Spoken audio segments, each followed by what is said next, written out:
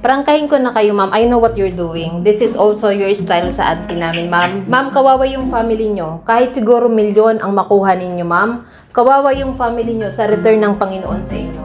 Pwedeng kumita kayo ng milyon, but millions will never be enough. Ang help mo kung pwedeng gawin ng Panginoon, anytime pwede. I know what you're doing already. I know this is style nangyari to sa auntie namin. Hindi nga na-return sa kanya eh.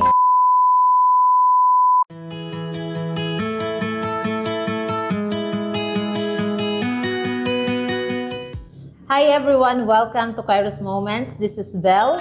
And in this episode, I'm going to share with you yung aming naging usapan ng isang scammer na nagpakilala na taga-BDO. And I believe marami ang nabibiktima dito or nabibiktima.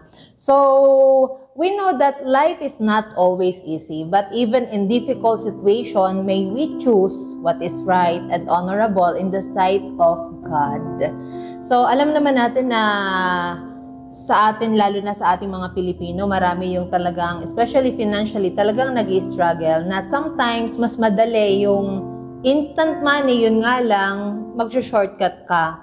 Mas madali yung minsan kailangan natin mag-confirm sa mundo para kumita ng mabilisan na pera. Yun nga lang, sa mata ng tao at sa mata ng Diyos ay maling-mali. Now, the question is, may way pa ba para umasenso ang isang tao na hindi kailangan magkompromiso? Of course, there is. At marami ng mga buhay na patotoo na galing sa walang-wala. And I am also a living witness, a living testimony ng kabutihan ng Panginoon na talagang walang-wala, na akala ko wala ng pag-asa. But the Lord is so good. At hindi kailangan mag-compromise, hindi kailangan na manloko ng tao. Hindi kailangan mag-conform sa standard ng mundo. Again, buhay ako na patotoo kung gaano kabuti ang Diyos. Hindi kailangan makipagsabayan sa standard ng mundo. Pwedeng mapadali na kumuha ng, let's say, mga financial na kinoconsider na material blessing, pero if it is not right, whatever na tinanim natin, yun at yun ang aanihin natin. But anyway, in the middle of our conversation ng isang nagpanggap na taga-bangko, so naisipan ko na i-record yung aming usapan and I want you to listen sa aming conversation. So, pero yung kalahati na yun na hindi na yung from the start. Pero and I let that person from the start. I know already na yung modus nila because we know someone na nabiktima nila. So, I know already kung saan patutungo yung conversation. Pero hinayaan ko lang muna because it sounds very professional yung nagsasalita. Una, lalaki. Pangalawa, babae sa kanyang supervisor, something like that. Pero nawawala na silang mabiktima. And we just really praise God kasi maano mo naman, madidiscern mo naman if totoo talaga. And may marami ng mga abiso, advisory yung mga bank din kung ano yung mga scam or mga possibilities na pwedeng ma-scam ang isang tao. So let us be vigilant sa paligid natin, what is happening now, especially in our country din. So anyway, kindly let's listen sa aming conversation ng nagpanggap na taga-bangko. Okay. Amounting na rin po siya ng 5,277 pesos po. Good as cash na po siya, ma'am, ha, para may deposit po. Prepare niyo po na account under your name. Okay. So what to do? So, saan niyo po ba mas preferred? You may just deposit or add sa account namin. Checking account po. Yeah. Okay po. Meron po kayong copy ng ating account number na pagde-depositohan po? Can you check? Meron naman dyan, meron ka naman dyang file? Yes, ma'am. Makiki-verify lang po ako kahit last 4 digits lang po. Pa-verify lang ako, ma'am, over the recorded line po. 2834. Tama po ba? Yes po. Okay po. Bali dito, ma'am, isi-forward ko pa kayo sa ating rewards team para magawan muna ng ating cashback account. And after po ninyo magawa ng cashback account, redeeming pa ng mga points and rewards natin. And after po is depositing. And yung ating cashback po, ma'am, is partial points pa lang po ito, ma'am, habang nagawa na kayo ng cashback account and nakapag-redeem na ng mga points. Possible po na madagdagan pa itong 5,277 pesos. Okay? Okay, po, sir. Ma'am. And saan po ba kayo, ma'am, na email nakaka-receive ng mga email coming from us po? Di ba sir, may ano naman kayo dyan? May mga, may mga details naman kayo namin? Kailangan po, ma'am, is kayo mag-verify sa amin, and kung nag-iingat po kayo, is mas nag-iingat po kami para sa account po ninyo. Sige sir. Sa ano na lang sir, sa branch na lang sir. Patanong na lang sir ng sa branch namin para ma-sure po. Ano? Ano po, ma'am? Sorry. Patanong na lang po ng sa aming branch, maintaining branch, para sure. Because they have all the details that we have. Doon na lang po itatanong, ma'am. Yes, yeah. Okay, sige, ma'am. I-forward ko na po kayo sa ating rewards team para ma-assist po kayong magawa ng cashback account, ma'am, Anisha, okay? Okay, thank you. And meron po ba kayong online banking, ma'am, para ma-check niyo po kung pumasok na yung ating mga points and rewards sa inyong account? Meron naman, sir. Meron naman po, okay po. So yun na lang po, ma'am, ita-transfer ko na po kayo sa ating rewards team para magawan mo na ng EasyWay cashback account, okay? Hello po. Thank you for holding. Good afternoon, ma'am. This is Alexa po from BDO Head Office, one of the senior manager po here at Rewards Department. Bali, ma'am, na-transfer na po kayo sa akin ng prior agent po na kausap niyo po. Na-explain naman po na maayos sa atin, ma'am, regarding sa inyo pong cashback, and to create na din po na inyo pong cashback account. Yes, ma'am. Yes po. Ngayon, ma'am, ako po yung mag-guide sa inyo to create po ng cashback account bago po makapag-deposit na inyo pong cashback amounting 5,277 pesos po. Partial pa lang ito, ma'am, ha? Once na nagawan ko po kayo ng cashback account, ma'am, double check natin kung magkano po yung matadagdag sa account po ninyo. Yes po. Then, inform ko lang kayo, ma'am, first thing first, we are recorded on the line. We are not allowed to verify your 16-digit card number, CVV expiration date, also your password po. We are not allowed to verify those information. Huwag po tayo magbabanggit. Clear po? Yes po. Yes, ma'am. Then, ask ko lang, ma'am, when was the last time po na nakapag-drop by po tayo ng branch? Since malaki-laki na rin po yung naging cashback po natin. Last month pa. Last month pa mo. Naka-receive na po ba kayo, ma'am, ng freebies natin? Like umbrella, tote bag, mag, headphones, jacket? Apo. Naka-receive naman na po. Apo. Okay, dagdagan na lang natin, ma'am, ng isa pa po. Apo. Yes po, ma'am. Ngayon, ma'am, start na po tayo to create na po na inyo pong cashback account. Ask ko lang, ma'am, gumagamit na po ba tayo ng online banking or hindi pa po? Okay na, meron na. Yes po, ma'am. Para ma-double check natin, ma'am, kung exact amount po yung made-deposit po sa account po ninyo. Kailangan, ma'am, 5,277 pesos po. Yes po. Ngayon, ma'am, sa pag-create natin po ng inyo pong cashback account, same credentials lang po yung gagamitin natin. Like same username, but magkaiba po sila ng password. Later on, ma'am, bibigyan ko po kayo ng default password po for the first login sa inyo pong cashback account. Okay. Yes, Ma'am, okay. Ma'am, prangkahin ko na kayo, ma'am. I know what you're doing. This is also your style sa auntie namin, ma'am. Ma'am, kawawa yung family nyo. Kahit siguro milyon ang makuha ninyo, ma'am. Kawawa yung family nyo sa return ng Panginoon sa inyo. Pwedeng kumita kayo ng milyon, but millions will never be enough. Ang health mo, kung pwedeng gawin ng Panginoon, anytime pwede.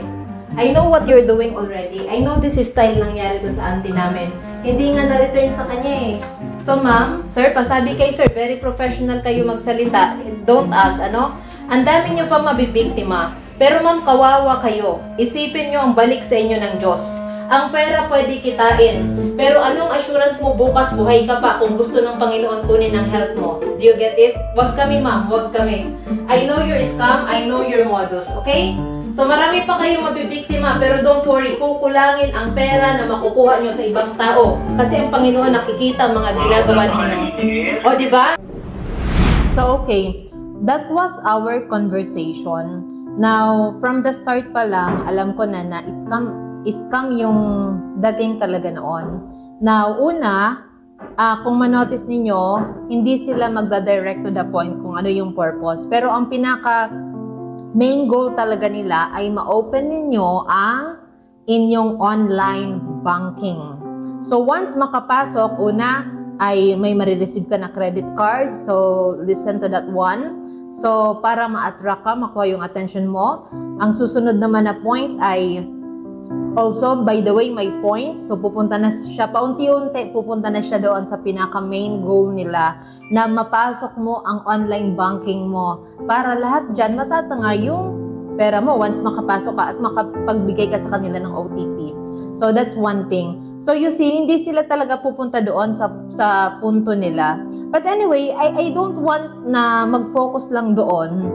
But please, mas lalong mag-ingat po ang lahat, and let's always acknowledge the Lord na bigyan tayo ng karunungan and also discernment na mas lalo natin na maiwasan yung mga ganito. Sa una pa lang, alam natin kung scam na o hindi. So, kasi I believe pag hindi tayo maging careful and also maging vigilant sa ating paligid, so may tendency na ang iba ay pwedeng ma-scam talaga. So, especially pag sinasabi na may mga points, may mga freebies, so be careful. Kasi ang totoong taga-bangko ay gagamit yan ng talagang telephone, pero pwedeng yung sa bank, kung saan maintaining branch ninyo, yun ang pwedeng tatawag sa inyo, or ang maintaining branch nyo will tell you na may head office na tatawag sa inyo. So, i-endorse kayo, but not yung number lang, hindi ganon. So, let us be careful din sa mga ganitong bagay. So, we just praise God for that. But that, I don't want na doon tayo na mag-focus lang. Let's read Proverbs chapter 16, verse 8. Better is a little with righteousness than great profit, but with injustice. And Proverbs chapter 10, verse 9. Whoever walks in integrity walks securely, but whoever takes crooked path will be found out. So, pwedeng ang sinabi ko doon sa dulo, ladies and gentlemen, to each and everyone, pwedeng mag-shortcut ang isang tao. Pwedeng instant yung pera, mabilis ang pera, kasi sinasabi naman nila kapag illegal, kapag sometimes immoral, so doon mabilis ang pera. But the question is, gaano rin ba tatagal ang pera na nakuha ninyo sa mabilis na pamamaraan sa panluloko ng tao? And remember that the Lord is watching, and the Lord hates dishonest dealing. The Lord hates injustice, corruption. Ayaw niya ng Panginoon. Ayaw ng Panginoon na may linuloko tayo ng tao. Kasi why? Linikha niya, hahayaan ba ng Diyos na ang linikha niya ay lokohin ang kanyang linikha din? So, that's not the design of God. So, ladies and gentlemen, sa mundo na gusto instant, sa mundo na gusto mabilisan ang pera, piliin natin ang tama. Yes, life is not easy. Marami yung talagang mag-struggle ka. In fact, sometimes may kasabihan na, why life is unfair? Kasi may mga tao na nagtatrabaho ng tama, namumuhay ng tama, lumalaban ng patas, pero may mga tao naman na hindi lumalaban ng patas. But the Lord He's the God of justice. Even if surrounded tayo ng mga tao na mahilig mag-shortcut, but let us not be judgmental. Pero despite sa ganun na katotohanan, piliin pa rin natin what is right. Because at the end of the day, alam natin na ang magre-reward sa atin ay ang Panginoon. So, magtsatsaga lang tayo. It may be slowly. Basta ang importante ay walang natatapakan na kapwa. So, pwede kang matempt sa mga temptation, pero piliin natin, ito ba ay gusto ng Panginoon para sa ating buhay? And I believe our good Father who is in heaven, kailanman hindi siya magde-desire ng something na at the end of the day, malalagay tayo sa alanganin. Because it is impossible for a man na nagtanim ng panloloko sa kapwa, na nagtanim ng pang-i-scam sa kapwa, ay hindi siya aani ng pangit. Whatever na tinanim mo, whatever that you have planted, you have sown, that's what you will reap. Because it is biblical. So you see, I want to harvest kindness. Of course, magtatanim ako ng kindness. Ayokong ma-scam ako, ayokong maloko ako. Hindi ako manluloko ng tao. Hindi ako mang-i-scam. So, lahat po yan may balik because God sees pwedeng makaiwas ka sa hustisya ng mundo, but sa justice ng Panginoon, ang isang tao hindi makakaiwas. Because kahit gaano tayo kamahal, mahal na mahal tayo ng Panginoon, but God disciplines whom He loves. Kailangan tayo pa rin dumaan sa disiplina, so hindi makakaligtas sa mata ng Panginoon. Galatians chapter 6 verse 9, and let us not grow weary of doing good, for in due season we will reap if we do not give up. So kapatid, kahit na marami tayo nakikita na hindi magandang nangyayari sa ating paligid, patuloy tayo na magtiwala sa Panginoon. Kahit na nahihirapan tayo, patuloy lang tayo na lumaban sa buhay ng patas, na hindi kailangan mang-scam, hindi kailangan manloko, hindi kailangan manlamang, because we know that we have a living God, that the Lord is the rewarder. Okay? He is the rewarder of everything na tinatanim natin. So, wag tayong mapagod gumawa ng tama, gumawa ng mabuti. Okay? So, thank you, and God bless. To God be all the glory.